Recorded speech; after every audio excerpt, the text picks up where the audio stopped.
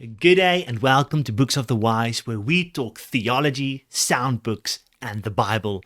And today we are going to do a character study on the person Matthew, as a fitting way to start a series on the Gospel of Matthew, where we will be going through this book.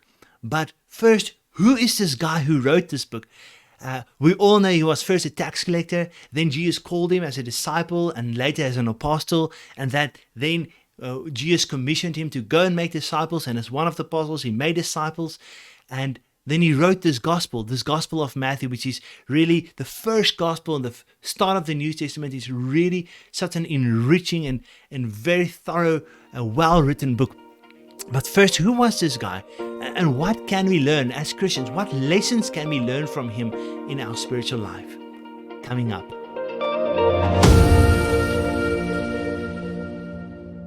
Now, before we study the person Matthew, let's first ask, how do we know that Matthew even wrote the Gospel of Matthew and that it is worth doing a character study about? Well, there are internal evidence and external evidence. The internal evidence is found, can go to in two places. For example, first of all, let's go to Matthew chapter 9, verse 9. As it says there, as Jesus passed on from there, he saw a man called Matthew sitting at the tax booth, and he said to him, "Follow me," and he rose and followed him. And so Matthew calls himself here Matthew, while in the other Gospels, for example, in Mark chapter 2, verse 14, he says, "And as he passed by, he saw Levi, the son of Alphaeus, sitting at the tax booth." And so they say Matthew is the only Gospel where he calls himself Matthew. While the other Gospels, they both refer to this guy as Levi. And so it must be that he wrote the book himself, right?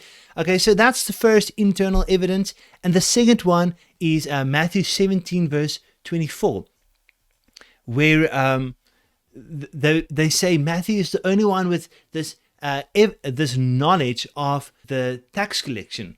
It says here, when they came to Capernaum, the collectors of the 2 drachma tax went up to Peter and said, "Does your teacher not pay the tax?" And they say Matthew was a tax collector, and therefore it's logical that he places this evidence, this emphasis on the tax, and he also shows like knowledge about this, the 2 drachma tax.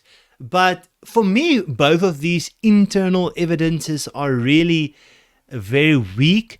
I think the external evidence is much more convincing to believe that Matthew really wrote this gospel. So what is the external evidence? Well, John MacArthur, very helpfully in the MacArthur Study Bible, speaks about this, and he speaks about this for every book of the Bible, speaking about who's the author of the book. And he quotes here Eusebius, a church father in the 3rd century AD. And Eusebius quoted Origen, a church father in the 2nd century AD. So just the 2nd century AD. So it's not long after Christ, right? And the Gospel of Matthew. And he says, quote, "Among the 4 Gospels," so that's Matthew, Mark, Luke, and John, right? "Which are the only indisputable ones in the church of God under heaven." So all the books in the New Testament, or all the other accounts that claims to write about Jesus, the 4 Gospels, Matthew, Mark, Luke, and John, are the only ones that are sure. They are saying, "I've learned by tradition that the first one was written by Matthew." Okay, so Origen said he learned by tradition, or by what's been passed on to him, that the first one was written by Matthew, and that he was quite sure about that. But that's external evidence, and that's really the strongest evidence that we have, that Matthew actually wrote Matthew from the early church fathers. But now, let's transition into what do we know about Matthew. Now, just a book that I can recommend to you. Once again, John MacArthur wrote the book, The Master's Men, and there he does a character study on each one of the 12 apostles.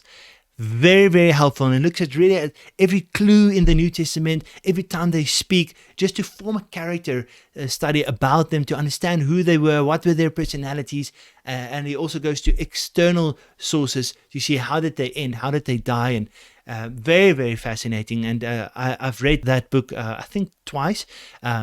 So very, very helpful. But today we're just going to focus on Matthew, the person Matthew.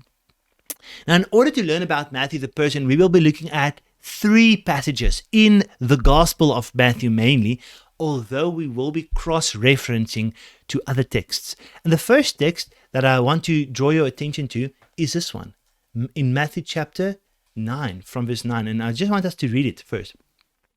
As Jesus passed on from there, he saw a man called Matthew sitting at the tax booth, and he said to him, "Follow me."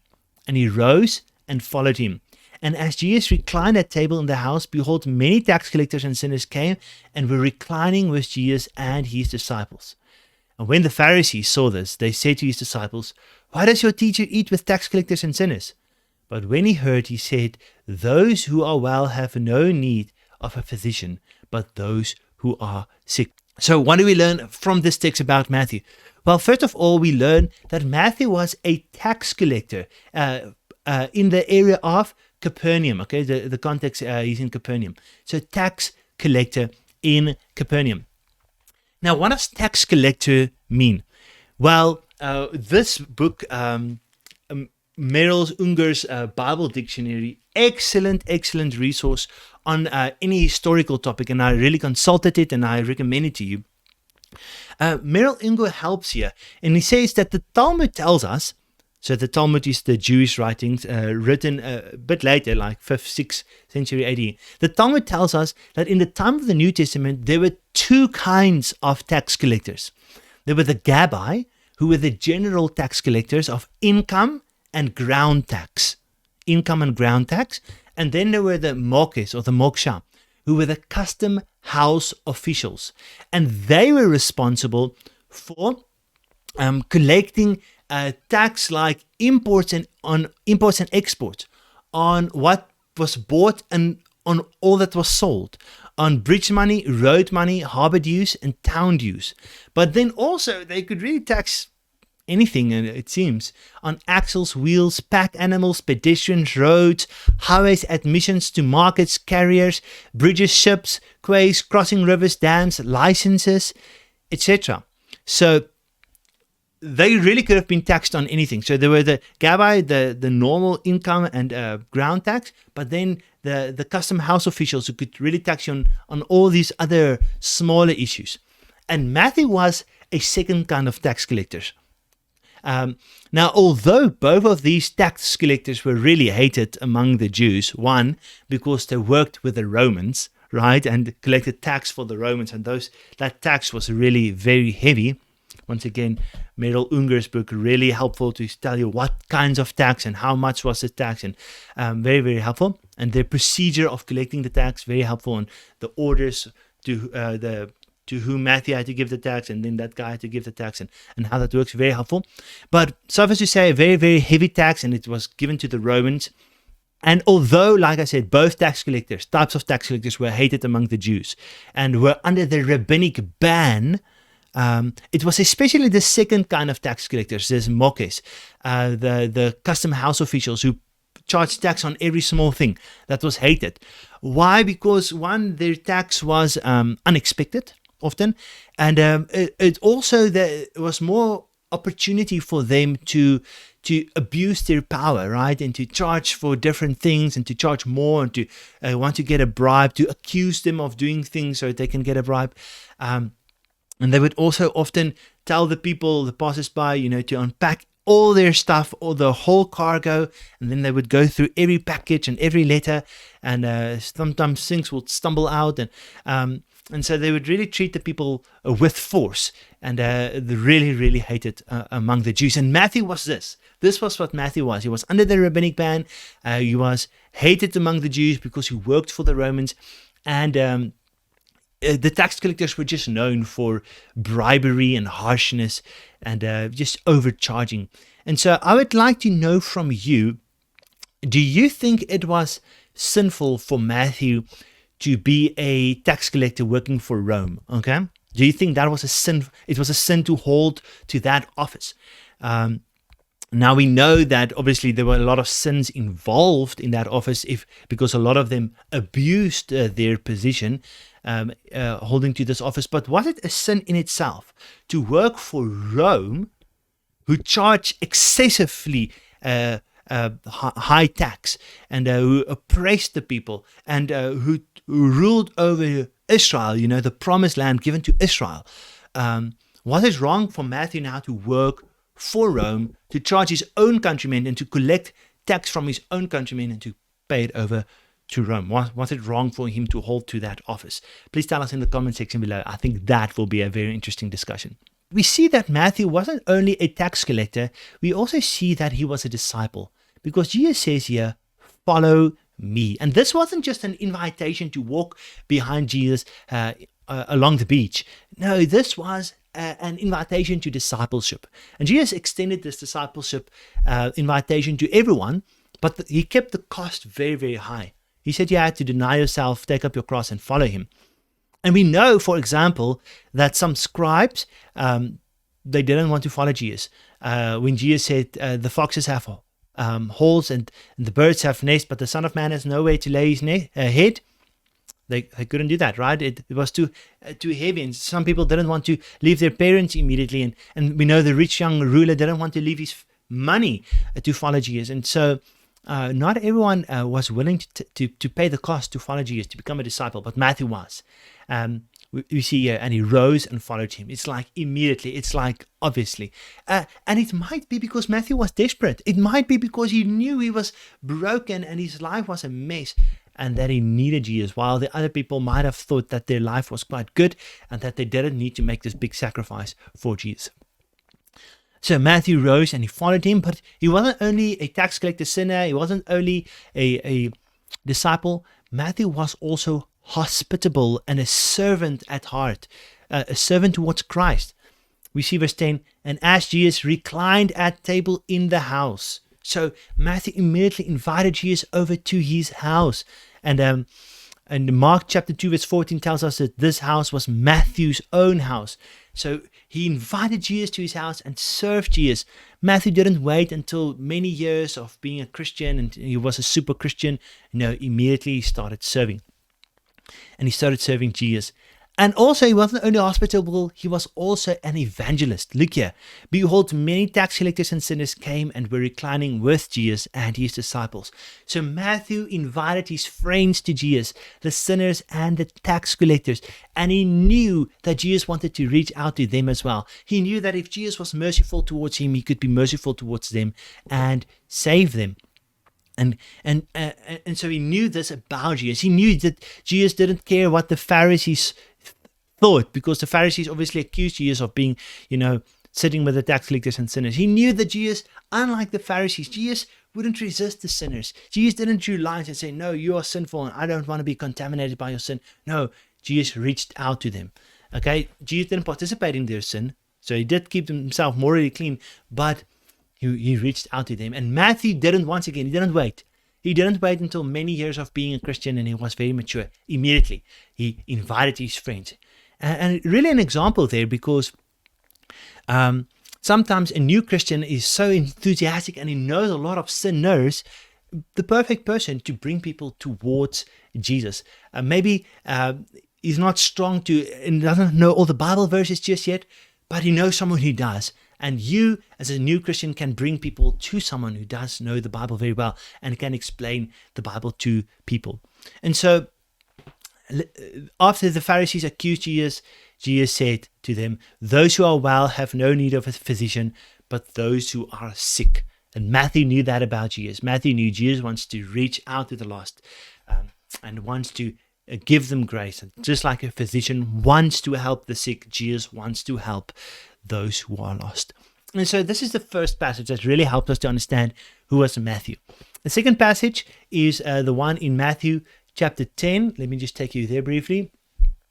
Matthew chapter 10, we see here that Matthew wasn't only a disciple, but Matthew was one of those closer disciples who also became and selected by Jesus as an apostle.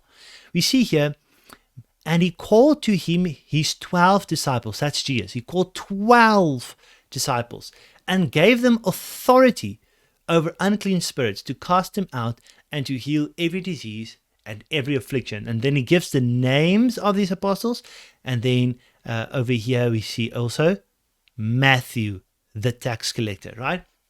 And so even Matthew was one of the 12 who was not only a disciple but also an apostle. Now, these 12 apostles were given, or Matthew calls it here disciples, but Luke's gospel calls him the 12 apostles, Luke and Mark, right? And so they were given a special authority over unclean spirits and to cast them out and to heal. And later in the same text, Jesus then sends them out and says, proclaim as you go, saying the kingdom of heaven is at hand.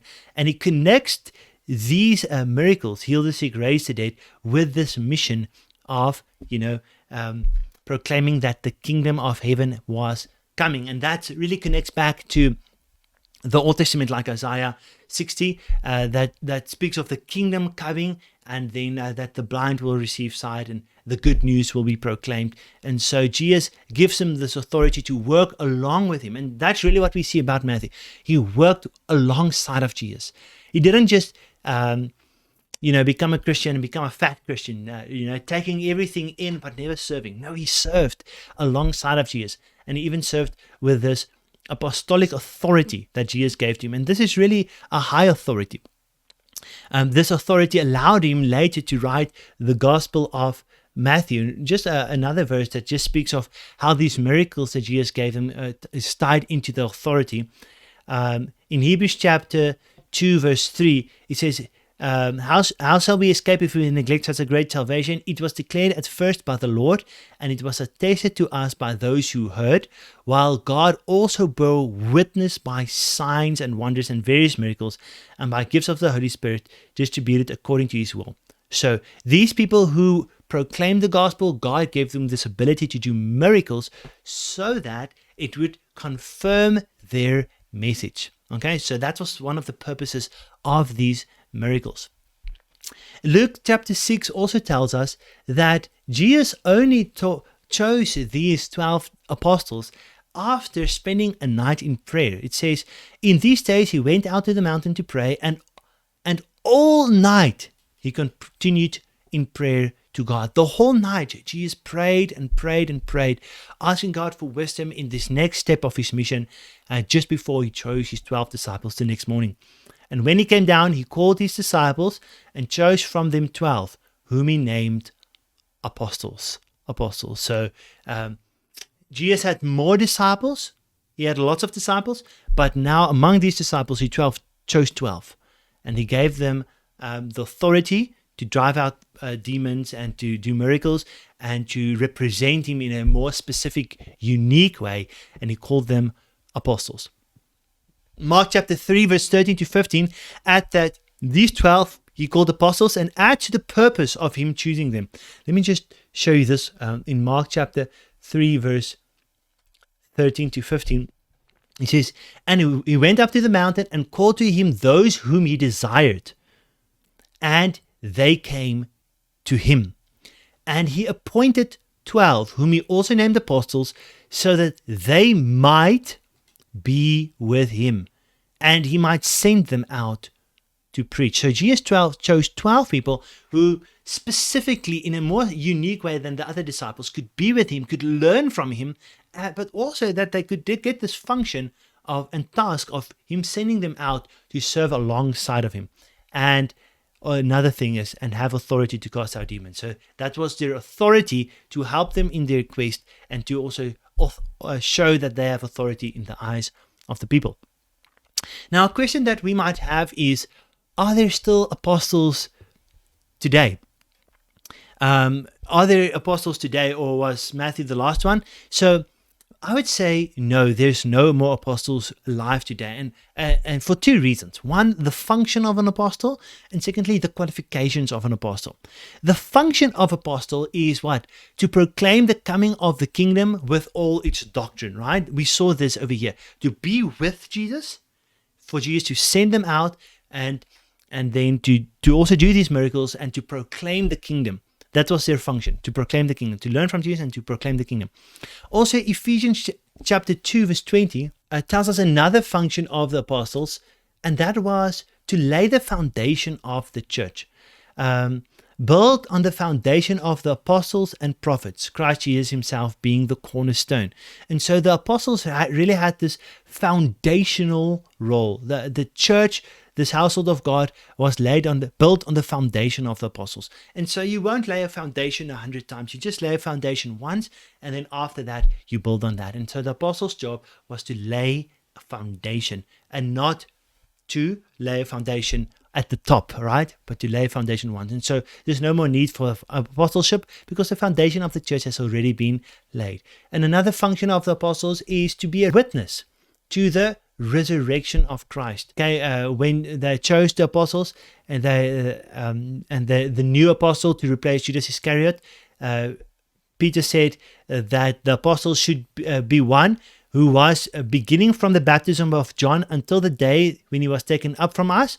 One of these men must become with us a witness of his resurrection. And so the function of the apostles, one of the functions was to be a witness of the resurrected Christ. And so obviously we are no longer witnesses of the resurrected Christ, and so we cannot be an apostle. But also the qualifications of an apostle, well, first of all, he had to fulfill these functions, be a witness to the resurrected, lay the foundation of the church. Also, some of the qualifications here, just one back. One of the men. So, apostle had to be a man, and he had to accompany us during all the time that the Lord Jesus went in and out among us, beginning from the baptism of John until the day when he was taken up from us. So the apostle had to spend time with Jesus in a unique way and see Jesus' life, and could be able to explain his teachings. And then also verse 24 to 26, they said, "You, Lord, who know the hearts, show which one of these two you have chosen." An apostle had to be specifically chosen by Jesus. We saw in Matthew chapter 10, verse 2 to 4, that the initial 12 apostles were chosen by Jesus, and then also the one to replace Judas Iscariot, this one was chosen by Jesus. And then you would say, what about Paul? Well, Paul was in Acts chapter 9, he saw the resurrected Christ, right? Speaking to him from heaven, and he heard his voice, and Jesus specifically chose him to be an apostle, with Ananias, praying for him, and he received the gift of apostleship. And so he didn't choose himself. And then we also know that the other apostles confirmed his apostleship.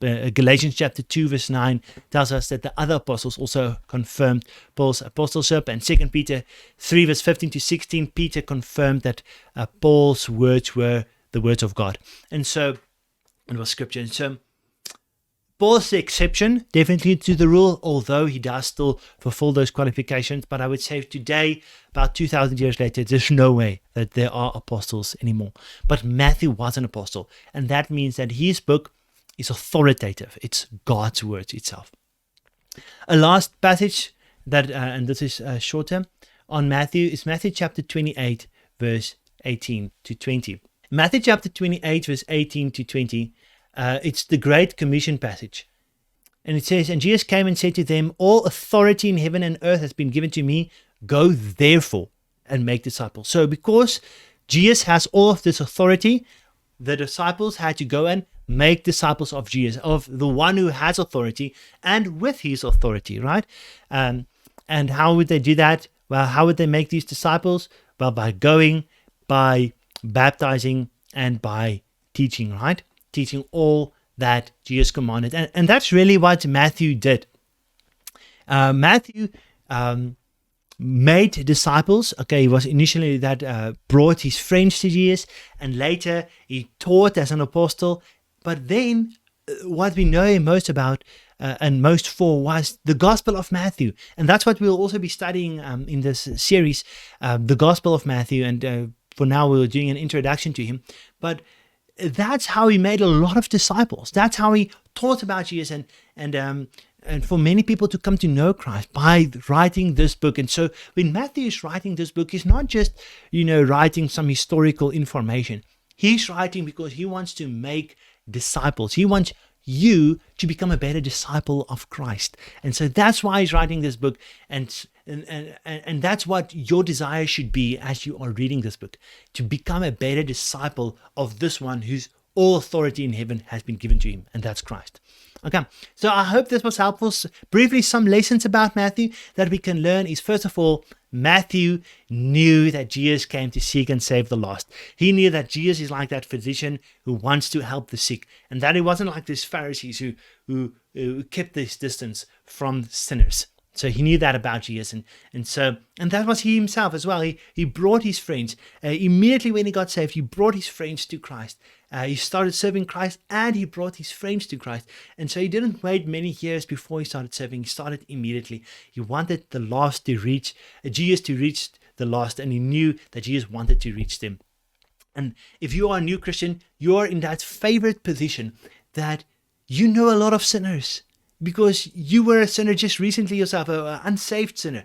And so you can bring all those people to someone, to that, maybe that person who shared the gospel with you, or that video that you found God's grace in and that you heard the gospel from. You can share that with sinners, and you can be the testimony to them. And maybe God can use you to save them as well.